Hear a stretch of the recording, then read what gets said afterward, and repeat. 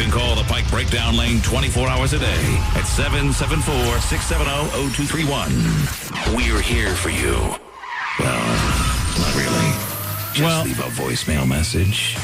Yes, we do that. We do it every week. And actually, we took a break last week because of Thanksgiving. But what we do is we collect your voice messages every week. We do that, and we play them back at this time every Friday. And it's your chance to voice your opinion, whether it's something we're talking about on the show or not, something that you think we should be bringing up. So let's get into our. Are you ready, Adam? We're getting ready for the breakdown lane here. Let's hear them. All right, so got to play some nice music to enhance your retail experience. Right now, I'm ready. Yeah, all right. So here it is, the best voicemails from the past week on the Pike Breakdown Lane. Hi, I was calling about Motley Crue and the confusion over why the music catalog is only $150 million. Well, the reason for that is it really drives the price down when the music catalog of a band also has hepatitis. Oh, Mike. Oh, yeah, that's right. Maybe that's why, because we thought it was low, right? Like Motley Crue selling the rights to their music catalog for it was $130 million? $150 million, which we thought, yes, it's a lot of money, right? But not for Motley Crue's one-time sale to split among the whole band for a lifetime's work. So, yeah, I thought it was low. Maybe because we're fans, but at the same time, they do have a lot of hits that have been played on the radio for like 30 years. You know, so you think, I just thought it would be a little more than that. That's all. Because what was the highest one? Too, yeah. Was the highest one Michael Jackson or the Beatles? The Beatles at $500 million, $500 million, which of course is going to set. And then Michael Jackson, I think, was like $375 million. So yeah, maybe $150 million. It's just that the fact that my New York Mets signed a pitcher for 3 years to pitch for $140 million this year. It just seems like those numbers are off. Right. Mike, I found out yesterday that you still haven't seen the Beatles documentary. You call yourself, a music lover and aficionado of rock and especially classic rock, and you still haven't seen it? Well, now I'm going to spoil it for you. The Beatles break up. Oh, spoiler alert. Spoiler alert. Actually, I mentioned yesterday I haven't had a chance to sit down because it's a three-part show on Get Back that Peter Jackson took from the original Let It Be movie, and there was like 60 hours of footage they went through, and I did get a chance to watch the first couple episodes. That's a 4-hour investment so far. But you know what? If you are a Beatles fan or especially a music fan, it looks amazing, and it's just amazing to see their process of coming up with these songs like Get Back and Let It Be. There's scenes where Paul's like just in the background and they're focusing on John or Ringo or whoever talking to somebody, but in the background you can hear Paul playing those chords going, to Let It Be, and he's sat back there going, okay, that works, okay. Like, oh my God. It's really amazing to see these legendary songs being created. Also, it's really great to see, Adam, the Beatles at that level in 1969. They're well established. They're bigger than any other music act in the world, still doing things at the last minute, half-assed until it comes down to it, and then actually getting it done, just like everybody else. And what's amazing to me is all these years later, we can still learn new information in a documentary like this about the Beatles. It's really amazing. Peter Jackson, who directed Lord of the Rings, did an amazing job on this. I highly recommend it. Now, there are some scenes where, it's literally like you're in the studio with them.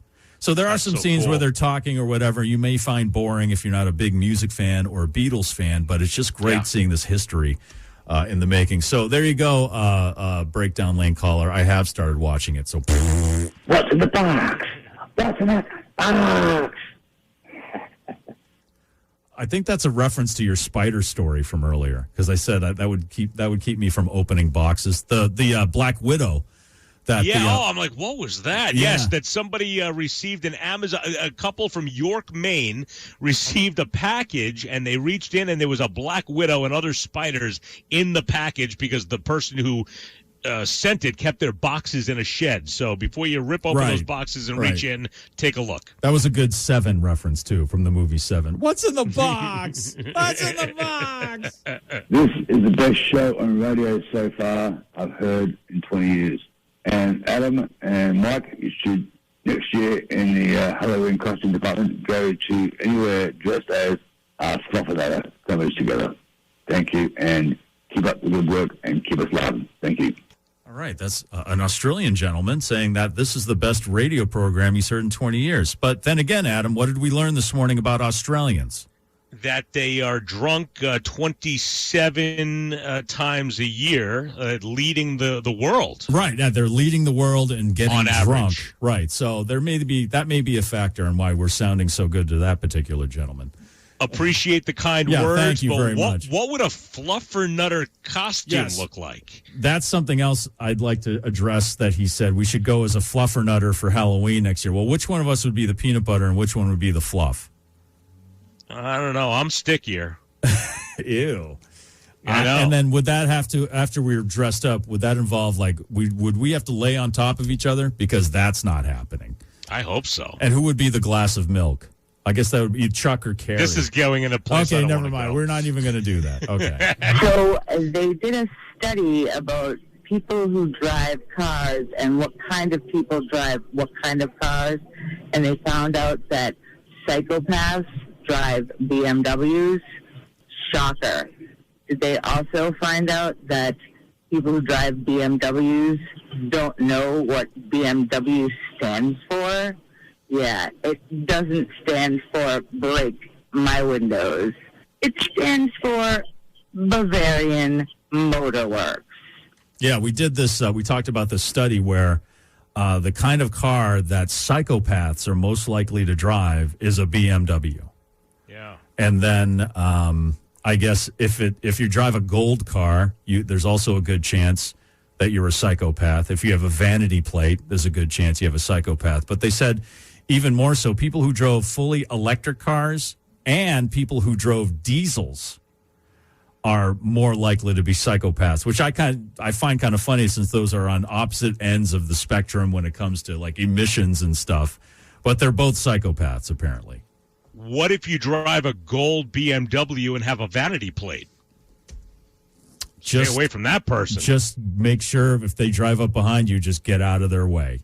Is that the worst possible person That's in the the world? worst possible scenario, right? I drive a RAV4, which apparently that's a very normal, least likely. Toyotas, and I think what you drive, Subarus, in that study were those were the people that are least likely to be psychopaths. Oh, well. So robots may be taking our jobs, but at least we got that going for us, right? Hi, I'm calling because it's Burger King, day here. Okay, well, back in 71, they had a place in Worcester called Burger Castle, which I don't know if it was affiliated, but it was like a Whopper, but they were a billion times better than Burger King. Sorry, I mean, I love Burger King, but these were so good. And I know you guys wouldn't remember because, you were probably like really little. Burger Castle. I moved to Worcester in 2000. I don't remember the Burger Castle, but you know what that reminds me of? It reminds me of that scene from Coming to America with McDowell's and McDonald's. Right. It's like we're McDowell's, they're McDonald's.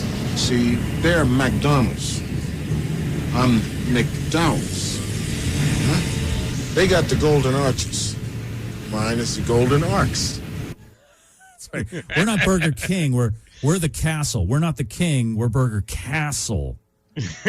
Okay, we don't give out a crown. We give out drawbridges or whatever, something like that. So happy 64th birthday to the Whopper. And today and tomorrow you can get a Whopper for 37 cents. 37 cents. The original price from 1957. Again, that is my favorite fast food burger. Love At 37 the Whopper. cents, it's my favorite today. I mean, the perfect meal would be I'd get a Whopper.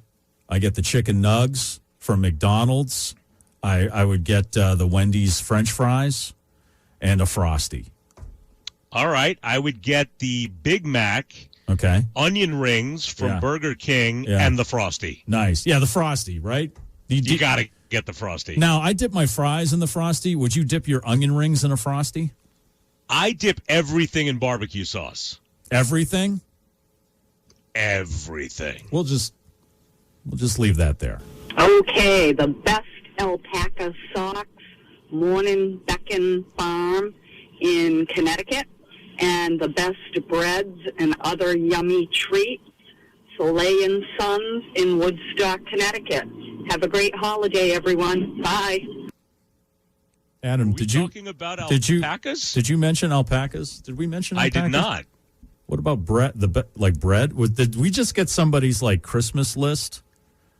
She did. We do say call us with anything on your mind, and she told us where to get alpaca socks and bread. I hope that wasn't a message for someone to pick those things up for somebody for the holidays. All right, if anyone's listening, you got to get the alpaca socks and the bread from the place in Woodstock. Okay. Oh, can you imagine the breakdown lane is one number off from her friend? I know her. Yeah, it's okay. I never got your list. Oh, I left it. I left you a message. Yeah, I told you where to get the alpaca socks in Woodstock, Connecticut.